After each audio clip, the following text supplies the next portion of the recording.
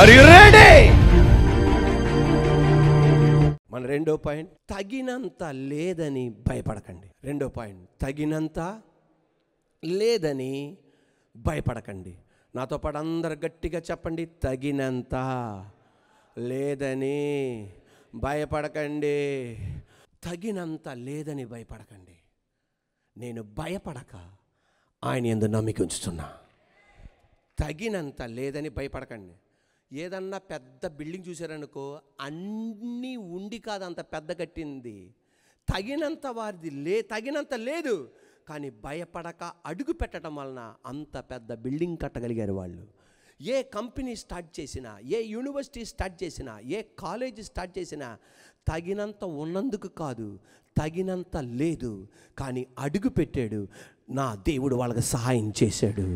యేసయ్య కృప వలన మన స్థలము కానీ మందిరం కానీ మనకు అన్నీ ఉండి కాదు ఆరంభించింది, తగినంత లేదు, భయాన్ని భయపెట్టించాం యేసయ్య శక్తితో. దేవుని స్తోత్రం. ఆయనే ముగింపజేస్తున్నాడు. ఆయనే ముగించిన దాన్ని మళ్ళీ రీస్టార్ట్ చేసి ముందుకు తీసుకెళ్తున్నాడు.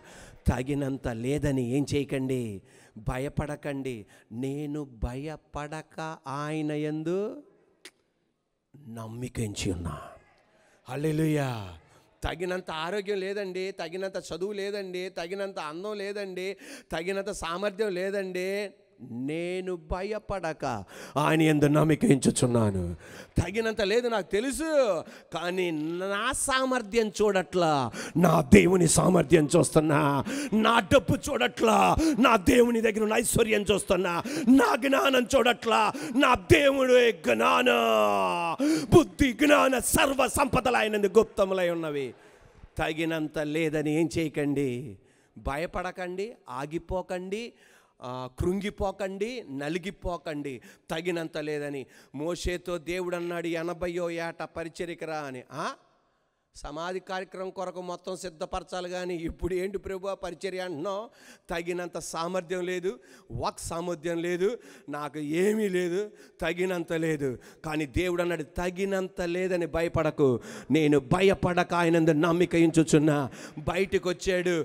బైబిల్ చరిత్రలో ఒక గొప్ప నాయకుడు యేసయ్య తర్వాత కనబడితే, పౌలు తర్వాత కనబడితే ఎవరు తెలుసా? మోషే. ఒక గొప్ప నాయకుడు. ఈరోజు కూడా ఆయన గౌరవిస్తాడు. 30 లక్షల మందికి లీడర్గా, దైవజనుడిగా మారాడు. తగినంత లేదని ఏం చేయకు, భయపడకు. కొండపైన అందరూ వచ్చేసారు. ఈ 12 మంది శిష్యులతో యేసుప్రభువు వారు అన్నారు, అయ్యా వాళ్ళందరికీ ఆహారం పెట్టండి అన్నాడు. అయ్యా తగినంత డబ్బు లేదు, తగినంత హోటల్స్ లేవు, తగినంత ఆహారం లేదు అనగానే దేవుడు అన్నాడు, భయపడక నా యందు నమ్మిక ఉంచు. 5 రొట్టెలు 2 చిన్న చేపలు, తగినంత లేదు, కానీ యేసయ్య చేతిలోనికి 5 రొట్టెలు 2 చిన్న చేపలు వెళ్ళగానే 5,000 మంది పురుషులు, ఆమేనండి, స్త్రీలు, పిల్లలు తిని 12 గంపలను మించాడు. తగినంత లేదనుకుంటున్నావే, నీ ఇంట్లో మిగిల్స్తాడు డబ్బుని. ఆమేన్, హల్లెలూయా. నీ ఇంట్లో దేవుడు మిగిల్స్తాడు, ఆహారాన్ని మిగిల్స్తాడు, ఇతరులకు ఇచ్చేటట్టు చేస్తాడు. నీ ఇంటిని దేవుడు అద్భుతం చేస్తాడు ఆయన. తగినంత లేదని కృప చెప్పండి, కృపా కృపా కృపా కృపా. ఆ మాట నా ఇంట్లో జరగాలన్నట్టు చెప్పాలి నాన్న. కృపా కృపా. తగినంత లేదని భయపడకండి, తగినవాడు మనతో ఉన్నాడు. తగినవాడు మనతో ఉన్నాడు. పరిస్థితులను మార్చగలిగినవాడు మనతో ఉన్నాడు. తగినంత ద్రాక్షారసం లేదని భయపడ్డారు, యేసయ్య అక్కడ ఉన్నాడు. నీ ఇంట్లో యేసయ్య ఉన్నాడు, నీ కుటుంబంలో యేసయ్య ఉన్నాడు, నీ పిల్లలతో యేసయ్య ఉన్నాడు, మన ఇంట్లో యేసయ్య ఉన్నాడు, మన సంఘముతో యేసయ్య ఉన్నాడు. ఒక తల్లి కుమారుడు, విధవరాని యొక్క కుమారుడు, సారేపాత్ అన్న ఊరు. ఏలి అక్కడికి వెళ్ళగానే, నాకు ఆహారం ఏమమ్మా, నీళ్ళు ఇవ్వమ్మా అంటే, తగినంత నీళ్ళు లేవు, తగినంత రొట్టె లేదు, 2 రొట్టెలకు పిండి, 2 రొట్టెల పిండి, 2 రొట్టెల నూనె. భయపడకు, ఆయన యందు నమ్మిక ఉంచు. అందుకే నన్ను ఇక్కడికి పంపించాడు. 3.5 సంవత్సరాలు వాళ్ళు పోషింపబడ్డారు. అంత మట్టికే కాదు, మీకు తెలుసా, ఆ ఊరిని కూడా పోషించేటట్టు దేవుడు చేశాడు. తగినంత లేదని భయపడకు. తగినంత లేదని వాళ్ళు ఒక ప్లాన్కి వచ్చారు. నానా, నువ్వు ఒక రొట్టె తిను, నేను ఒక రొట్టె తింటా, మనం మరణిద్దాం. అంటే దానికి అర్థం ఆత్మహత్య చేసుకున్నా మరణిద్దాం, లేకపోతే ఆహారం లేకుండా మరణిద్దాం. అక్కడికి దేవుడు అడుగుపెట్టాడు. ఈ రోజున తగినంత ఆహారం లేదని, తగినంత డబ్బు లేదని మరణించొద్దు. ఆ రోజు ఏలియాని పంపించాడు. ఈ రోజున ఆయన బిడ్డనైన నన్ను నీ వాక్యముతో మీ అందరి ఇంట్లోనికి, ఇక్కడ ఉన్న వారితో దేవుడు మాట్లాడేది, తగినంత లేదని భయపడద్దు. నీ కల్లారా అభివృద్ధి పొందడం చూడబోతున్నావు. నీ ఇంటిలో అభివృద్ధి పొందడం చూడబోతున్నావు. హల్లెలూయా. నీకు నువ్వే మరణించొద్దు. తగినంత లేదని ఏం చేయకు, భయపడకు. యేసు ప్రభు వారు ఒక ఉదాహరణ చెప్పారు. ఒకతనికి 5 తలంతులు ఇచ్చాడు, ఇంకొక అతనికి 2 తలంతులు ఇచ్చాడు, ఇంకొక అతనికి 1 తలంత ఇచ్చాడు. 5 తలంతులోడు సంబరపడ్డాడు, 2 తలంతులు ఇచ్చాడు సంబరపడ్డాడు. 1వ తలంతోడు అన్నాడు, అతనికి 5 ఇచ్చాడు, ఆయన 2 ఇచ్చాడు, నాకు 1 ఇచ్చాడు, నాకు తగినంత ఇవ్వలేదు ఆయన. సనక్కో గొనక్కో, ఉన్నదాన్ని ఏదో ఒకటి చెయ్యి. ఖాళీగా కూర్చోకు, ప్రార్థన చేయి, పుస్తకాలన్నా చదువు, దేవుని కోసం నిలబడు. కనీసం ఈ ప్రసంగాన్ని 10 మంది కన్నా పంపించు, ఈ ప్రసంగాన్ని ఒక 20 మంది కన్నా పంపించు. అంతేకాని నాకేమిచ్చాడు, ఆయనకేమో పాటలు పాడటానికి ఇచ్చాడు, ఆయనకేమో ఆ వరం ఇచ్చాడు, ఆయనకేమో ఈ వరం ఇచ్చాడు అని ఏడవకుండా నీకిచ్చిన కనీసం ఆ మొబైల్ ఫోన్ నీకు ఇచ్చినందుకన్నా, నెట్ బ్యాలెన్స్ వేయించుకోవడానికి ఇచ్చినందుకన్నా, ప్రసంగం అయిపోయినాక ఒక 10 మంది కన్నా షేర్ చేసేయి. హల్లెలూయా. నాకేమిచ్చాడు, తగినంత లేదని. తగినంత లేదని సనిగినోడిని, గొనిగినోడిని, ఇచ్చిన ఆయన్ని తిట్టినోడిని కట్టి చీకటి గదిలపడినాడు అన్నాడు. ఈ రోజున తగినంత లేదని భయపడకు, దేవుడు కార్యం చేస్తాడు. దావీదు గొల్యాతు వెంక చూస్తుంటే అందరూ భయపడుతున్నారు. ప్రతి ఒక్కడు మనం తగినోడు కాదు, ఆడికి తగినోళ్ళం కాదు. ఆ సౌలు ఉన్నాడు అంటే తగినోడే. ఇశ్రాయేల్ దేశంలోనే అందరికన్నా హైటు, అందరూ ఈయన భుజాల కింద వస్తారు, ఈయన తగినోడే. ఆయన నాకు తగినంత సామర్థ్యం లేదని అందరు కూర్చుంటే ఒక దావీదు వచ్చాడు.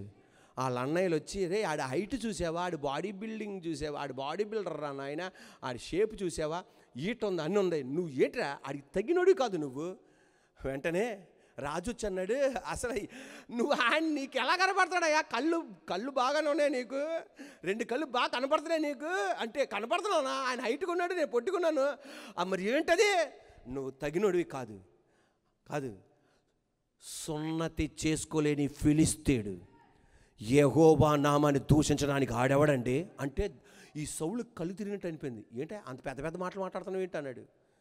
అదేంటి, సున్నతి చేసుకోలేని ఈ ఫిలిస్తీయుడు యెహోవా నామాన్ని దూషించడానికి ఆడవడండి అంటే, ఈ సౌలు అంటాడు, తమ్ముడు ఏంటి ఆడి హైటు నీ చూసుకున్నావంటే, సున్నతి చేసుకోలేని ఆ ఫిలిస్తీయుడు యెహోవా నామాన్ని దూషించడానికి ఎవడు అనగానే, ఈ సౌలు కంగారైపోయి వీడు ఏదో పెద్ద బ్యాక్గ్రౌండ్ ఉన్నట్టు ఉందని చెప్పి అంత పెద్ద ప్రగల్భాలు కలిగిన మాటలు చెప్తున్నా, నీ బ్యాక్గ్రౌండ్ ఏంటి అన్నాడు. సౌలనా, ఇప్పుడు ఆమేననాలి మీరు, దేవుని ఆత్మతో సింహాన్ని చీల్చేశా. హల్లెలూయా. ఈ మాట మీరు గమనించండి. సింహం, ఆర్ యు రెడీ? సింహం గొర్రెను పట్టుకోవడానికి రాలా, ఆత్మతో నింపబడిన దావీదును చంపడానికి వచ్చింది. ఎలుక బంటి గొర్రెను పట్టుకోవడానికి రాలా, ఆత్మతో నింపబడిన దావీదును చంపడానికి వచ్చింది. ఆత్మ దేవునికి తెలిసి సత్యం దావీదుకి తెలవనప్పుడు ఆత్మదేవుడు ఆయనలో నిలబడి సింహాన్ని చీల్చిపడేశాడు, ఎలుక బంటిని ఎత్తి నేలకేసి కొట్టాడు. ఈరోజు సాతానుగాడు నీ మీద దాడి చేసేది నీ డబ్బును కాదు, నిన్ను లేకుండా చెయ్యాలి అని, నీ బిడ్డల ద్వారా నిన్ను లేకుండా చెయ్యాలి అని, రోగం ద్వారా నిన్ను లేకుండా చెయ్యాలని ఎదురించే శక్తి దేవుడిచ్చును గాక అన్నాడు. హల్లెలూయా. నీకేదో పెద్ద బ్యాక్గ్రౌండ్ ఉన్నట్టుంది అమ్మ అనగానే, ఒరే నేను ఇంత మట్టికి ఒక సింహాన్ని సంపలా, ఎలుగుబండి సంపలా, ఎలు. హల్లెలూయా. గొల్యాతు అక్కడ నుండి చూసి, నన్ను ఇదేంట్రా బాబు, కుక్కను కొట్టినట్టు వస్తున్నావు అని. హల్లెలూయా. నీ దృష్టిలో తగినంత హైట్ నాకు లేకపోవచ్చు, తగినంత చురుకుదనం నీకు కనపడకపోవచ్చు, తగినంత వ్యక్తి కాకపోవచ్చు. సృష్టికర్త నాతో ఉన్నాడు. ఆయన నీకన్నా హైట్, ఆయన నీకన్నా సమర్థుడు, నీకన్నా బలవంతుడు, నీకన్నా గొప్పవాడు. సైన్యములకు అధిపతి యెహోవా నామాన వస్తున్నానని చెప్పి ఓడిసలేసిరాడు అంతే. హల్లెలూయా.